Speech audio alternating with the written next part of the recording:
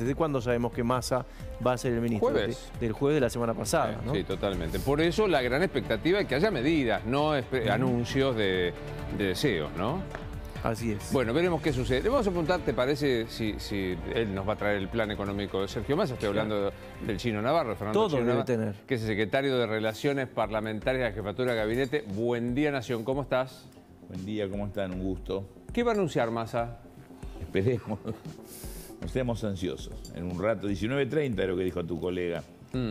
Va a ser en el microcine. Bueno, entonces pasame en limpio esto. La designación de Massa es la designación de Alberto y Cristina. ¿Qué pasa en el frente del gobierno que vos integrás? Es una designación, primero que venía evaluándose hace mucho tiempo. La decisión final la toma el presidente, junto con Cristina Fernández de Kirchner. Hay una consulta a los gobernadores. También inciden sectores del Frente de Todos, que quizás no están en la primera línea, pero diputados, intendentes, funcionarios, sectores como la CGT, organizaciones sociales, grupos económicos. Creo que había un consenso, hay un consenso, respecto a que Sergio Massa reúne una serie de características que puede ser importante en este momento bisagra de la Argentina para encarar la cuestión de la inflación, el tema del dólar. ¿Vos estás contento con Massa, ministro de Hacienda? Yo estoy satisfecho y soy moderado en mi optimismo, pero siempre soy moderado, porque yo siempre tengo una mirada, siempre estoy pensando lo que puede salir mal. Además miro mucho el mundo, la crisis es global. Argentina tiene una costumbre, quizás porque estamos tan lejos del centro, de mirarnos mucho del ombligo, pero no terminamos de tomar conciencia de que es la crisis más grave del mundo en los últimos 75 años. Convenimos esto, ¿no? Global es alrededor nuestro. 4 inflación, 5 inflación, nosotros 80, 100. Desocupación, digamos, o sea, la verdad que más allá de Ucrania, más allá de la globalización, la Argentina tiene mérito propio. Este gobierno de 2 años y medio ha llevado índices pocas veces vistos. La crisis nuestra es propia, tiene muchísimo tiempo, bueno, la inflación, podemos escribir un libro, pero obviamente que tenés razón, que es una crisis con particularidades propias, pero Argentina, a diferencia, por ejemplo, de Brasil o de grandes ciudades de Estados Unidos, no tiene miles de familias viviendo en la calle.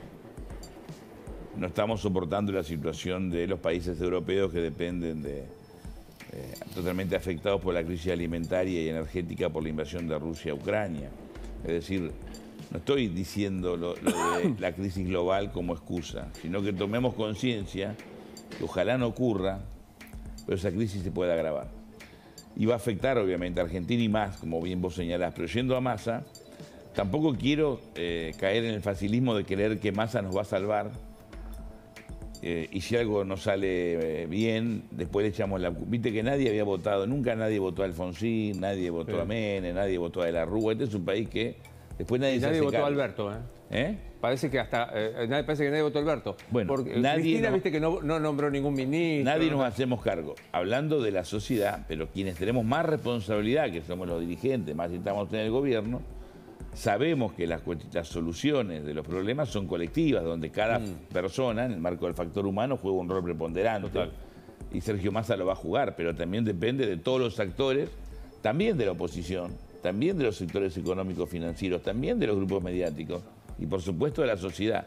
Y yo creo que tratamos en falta la política de no involucrar más a los sectores organizados de la sociedad, le hace sociedad civil, comunidad organizada, actores económicos, actores cooperativistas, actores... Déjame preguntarte cosas concretas, perdón, y Pancho, quiero que te pregunte.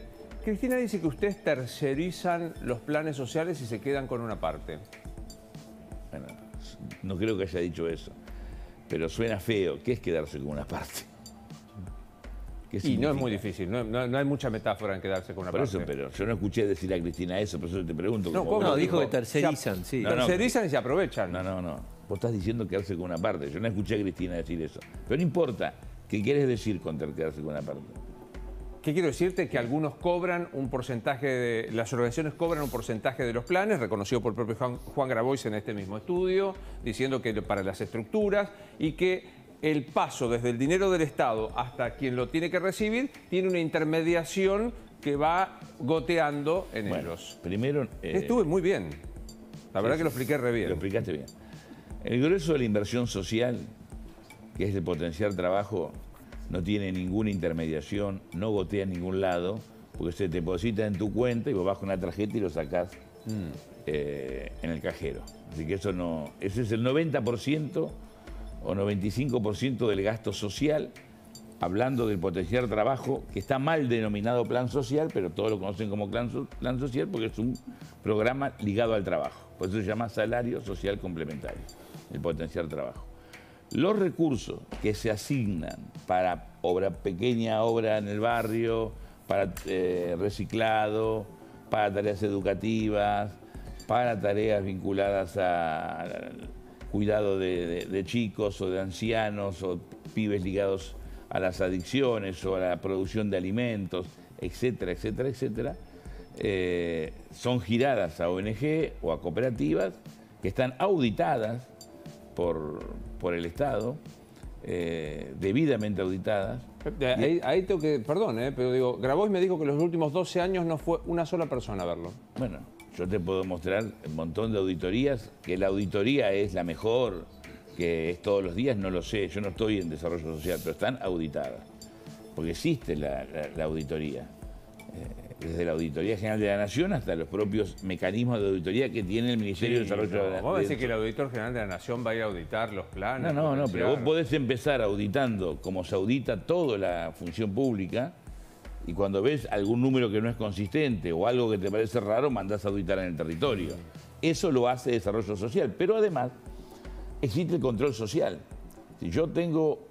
Vos y yo tenemos una fundación o una ONG o una cooperativa y se nos asigna recursos para reparar este estudio y no lo hacemos, todos los que están en el estudio, los que están en cámara y las personas que están detrás de cámara y los que conocen, tienen toda la posibilidad, si ven que no estamos cumpliendo con el objetivo del dinero que llegó, hacer la denuncia pertinente vía electrónica, hasta en forma anónima, si no quiere poner su nombre, el Ministerio de Desarrollo Social, y eso inmediatamente determina el control. Pero yendo al tema de fondo, no hay tercerización porque lo administra el Estado.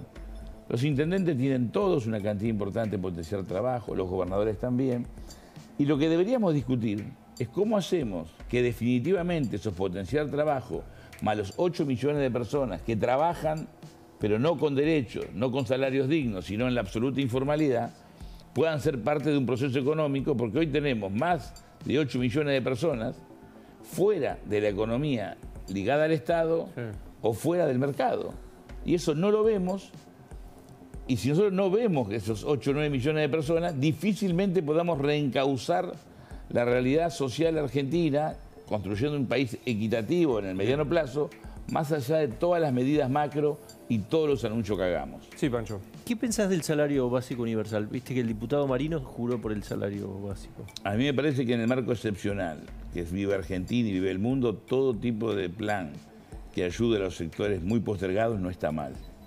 Pero nuestro planteo, que no es de ahora, con vos lo venimos hablando ya del 2016, con Luis lo hablamos, me parece, antes del 2015, por lo menos nuestra organización, que es el Movimiento Evita, siempre planteamos que es un error grave transformar políticas sociales en políticas de Estado. La UH, por ejemplo, que fue una política que nosotros aplaudimos, que creo que recibió el beneplácito de toda la sociedad, incluso sectores de la oposición, cuando Cristina la anuncia, era una medida transitoria. Bueno, si esa medida transitoria lleva 12, 13 años y queremos transformar en una política de Estado, no es sano para la economía de un país, pensando en que esa economía tiene que abrazar a 44, 47 millones de argentinos y sobre todo a las personas que son cerca de 21 a 22 millones de personas en capacidad de trabajar. Pero podemos tener un conflicto entonces, porque hay muchos que lo están pidiendo y el mismo diputado que reemplaza a Massa... Bueno, yo te acabo de aclarar que en un marco excepcional, nadie está en contra de ninguna ahora, medida. por ejemplo. Después tenés que discutir cómo lo financiás, después tenés que discutir todo un montón de cuestiones. Pero pensando en el mediano y largo plazo, porque la Argentina alguna vez debería, creo que esta es la oportunidad, por eso tengo expectativas en Sergio, porque hemos pasado una crisis, el Frente de Todos, la venimos pasando por la oposición, por eso cuando llegamos al gobierno llegamos con más de 50% de inflación. Llegamos con Ya llegamos a 100, ¿eh? Sí, sí, bueno. No. Contá la pandemia y contá la guerra, más allá de los números grandes que vos decís que tiene Argentina. Pero ¿cómo hace Uruguay para tener 4, Brasil 8, Paraguay 7 y nosotros 100? ¿No será que tuvieron en el mismo mundo de la guerra, en el mismo mundo de la pandemia? Alguna, porque digo, no es 5 a 14, es 5 a 100. Tenés razón. Yo te puedo agregar que en Brasil hay miles y miles de familias en la calle. ¿Acá no? No. Como Brasil, no. Acá hay personas en la calle. A mí todos los días me sorprende ver en la calle cada vez más personas. Pero viene cualquier persona de Brasil y se sorprende que acá, comparado con Brasil, no hay personas en la calle. Pero vayamos a los números estadísticos, pero vos estás no la percepción. Sí, pero el nivel de pobreza, ¿podemos buscar producción, nivel de pobreza de además, Brasil? vos haces la comparación con Brasil. Yo te estoy comparando la pobreza en Brasil o en la mayoría, no cuento Uruguay, que es un país atípico, que le va muy bien y ojalá le vaya mejor. Pero en general Paraguay, los países... Bolivia, los países, Chile, los países, Perú. Bueno, pero Chile explotó Chino. institucionalmente por la injusticia social. ¿Eh? Chile explotó. No nos acordamos que hace un año, hace 2 años, hace 4 años hubo movilización. ¿Pero de qué hablamos? Pero vos hablas de Chile, hablemos entonces yo menciono y no querés hablar. Pero hablemos de inflación. El mundo entero pasó pandemia y guerra. ¿Por qué los países alrededor nuestro tienen la inflación que tienen y nosotros tenemos 100? Porque esos países tienen ordenada la macro con un gran grado de inequidad. Por eso explotan, como explotó Chile, donde había una corporación política y económica que todos dábamos como ejemplo, decían Chile es el modelo a seguir, y se terminó con muertos y represión, y terminó ganando la elección Boric como emergente de algo totalmente distinto al sistema instituido. Pero ¿vos no crees que en Chile hay más inequidad que en la Argentina? ¿Qué duda? Absolutamente. El chileno hoy está mejor que el argentino. Pero claro. Mirá, sería bueno, este programa nos mandará Santiago a los dos y hablamos por yo No, y caminado. no tenemos presupuesto, pero vamos a ver las estadísticas. Digo, quiero sacar un crédito en Santiago y lo tengo, acá no hay crédito. La macro está más ordenada. Bueno, pero de eso se trata. No, se trata de si es un país justo, porque la mayoría de los países de América Latina tienen 50%, 60% de pobreza y están acostumbrados a convivir con esta realidad. Argentina no. Nosotros no queremos vivir con el 40% de pobre, queremos bajarla. La CEPAL les gusta. Vos hablas con la clase dirigente de otros países y están acostumbrados. Pero mirá la CEPAL, viste que es un organismo que es querido, ¿no? Sí, respetado. 14.2 subió en pandemia. El índice de Gini es 4,6. Acá en la Argentina es más y la pobreza, estamos en el 40. Me parece más equitativo Chile, ¿eh? Me da la impresión. ¿No? Si querés sigo viendo, vamos a ver el índice de pobreza en Chile. En Brasil. Más allá de la gente que uno ve en la calle, que es un dato empírico muy lábil, ¿no? O sea, el índice de pobreza en el Brasil aumentó al 18,1 en 2022. CEPAL. Yo te invitaría a ir a Brasil. Te invitaría pero ¿sabes Chino, lo que pasa? Vos das estadísticas. CEPAL es un organismo serio. Sí. Pero después está la realidad. Una cosa es lo macro, otra cosa son las estadísticas. Y a veces la estadística no refleja. Si yo tengo juntos 2, 3, 4, 5, 6 celulares y los tengo yo los tengo, usted no tiene ninguno, pero después lo dividimos, decimos que tengo uno cada uno. Pero las estadísticas de CEPAL es que cuentan todos los celulares que hay. CEPAL es un sea, organismo acá podemos serio. tener un índice celular altísimo. Lo que está desconocer que América Latina, de Río Grande para el sur, tiene un promedio, la mayoría de los países, con excepciones, gracias a Dios, como alguna vez fue Argentina una excepción, de 50% de pobreza y una iniquidad donde nadie accede a la educación pública. Por eso las universidades públicas argentinas están repletas de pibes que vienen de países de hermanos vecinos. ¿Por qué vienen a estudiar acá? Porque no pueden estudiar en otros países. Chino, pero ninguno de esos países va por su tercer ministro de Economía en un mes. O sea, evidentemente algo mal estamos haciendo. 100% de inflación en este gobierno, con la misma guerra de Ucrania para el resto. Digamos, ¿sabés cuál es el problema? Porque yo siento que si no podemos decir... la verdad, ¿sabés lo que pasa? Que a mí me sorprende que ustedes hablen. Yo no quiero dar el nombre de países porque es injusto, porque son países hermanos y opinar de la realidad de otros países. Pero tenés países con presidentes que están por ser destituidos. Tenés países Bueno, acá con lo movilizaciones con muertos. Estamos hablando de la región. Pero si querés... Tenés países pero no con presidentes ideologicés. que están diciendo que no vamos a reconocer los resultados electorales y pivoteando sobre las Fuerzas Armadas para dar golpe de Estado. Cosas que pasan todos los países, días. de paso, países aliados de este gobierno. ¿Querés? Pero quiero decir, pero quisiste algo. No, casualmente no es un país aliado. Nicaragua es un país aliado de este gobierno, tiene 7 candidatos un país más cercano presos. a Argentina. Sí. Pero te voy a dar otro ejemplo de un país que podemos dar el nombre con tranquilidad. Estados Unidos. Estados Unidos. Estados Unidos tiene miles y miles de personas viviendo en la calle, que ustedes lo pueden corroborar. Baltimore, Seattle, Portland, Nueva York, Los Ángeles, pero no en Los Ángeles, en la periferia, en la avenida Rodeo, a 2 cuadras de la Casa Blanca en Washington, pero además, por si fuera poco, ese sistema que es un poco el norte de la democracia y de la república en el mundo, hubo muertos cuando ganó Biden, porque los partidarios de Trump no querían que Biden asumiera. Muertos. Cosa que veíamos en las series. Sí, Entonces, Gustavo, digo querés esto preguntar. para que tomemos magnitud de dónde estamos parados. ¿Eso inhibe lo que ustedes dicen de que Argentina tiene una inflación altísima? No, la tenemos. Y tenemos un desafío que tenemos que bajarla. ¿Eso inhibe que tenemos 40% de pobres? Tampoco, somos conscientes. Lo que decimos es que no estamos conformes, no queremos planes sociales, pero estamos hablando de trabajo. Está. Sí, Sí, Gustavo. lo único que va a resolver la pobreza es el trabajo. ¿Se va a resolver de un día para otro mágicamente? Tampoco. Requiere sincerar los números de la economía y hacer un acuerdo que excede al gobierno de turno, que hay que hacerlo con la oposición, que hay que hacerlo con el conjunto de la sociedad, que hay que hacerlo con los sectores económicos. Porque si no, es muy difícil tener este destino como nación. Si pensamos en la nación en términos integrales, yo no quiero venir a discutir, Macri nos endeudó, sí, pero lo quiero señalar, no quiero estar 2 horas hablando de esta situación. Macri empeoró también, pero también es cierto que no inventó ni la inflación, ni la pobreza, ni el problema del dólar, ya estaba en el 2015. ¿Hasta cuándo vamos a ir para atrás echándonos la culpa? Le avisás al gabinete chino ya que vas a la Casa Rosada, porque se la pasan diciendo eso. El Pero Macri es tan aburrido. O sea, estoy de acuerdo, ¿eh? En esta firmo al pie. Si querés, avisale. Es un ida y vuelta. También deberían ser ustedes, cuando analizan la realidad, muy críticos, porque ese es el rol de los medios, criticar, sí, pero poner las cuestiones en contexto. Porque a veces, si nosotros llegamos al gobierno con 54% de inflación, Estados Unidos llegó con 4 y la pandemia duplica en Estados Unidos, la lleva a 8, obviamente nosotros también nos va a duplicar. ¿Por qué no nos va a duplicar? ¿Por qué le duplica a los alemanes o a los ingleses, que es verdad, tiene una inflación más baja, pero nosotros que heredamos un gobierno con 54 que quiere que baje la inflación? Pero para, porque en serio. Y si los alimentos suben y la energía sube en todo el mundo, acá también. Pero ¿en serio me está diciendo que el 100% de la inflación que vamos a tener este año es por la pandemia? No dije eso. Me acaba de decir esto, que Estados Unidos la multiplicó. Muy claro, te dije que si en Estados Unidos la inflación que generó la pandemia más la inflación de la guerra duplicó la inflación existente. ¿Ustedes no metieron la gamba en nada? Obvio. Decime una.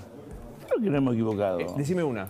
Yo creo que debíamos haber extremado mucho más el diálogo y acuerdos y consensos en el 2020 para pensar una Argentina a largo plazo. Y nos ganó la política. Y a veces la política, visto como coyuntura o como urgencia, no es buena consejera. La política también hay que pensarla en el mediano y largo plazo, más allá de la perspectiva electoral. Gustavo.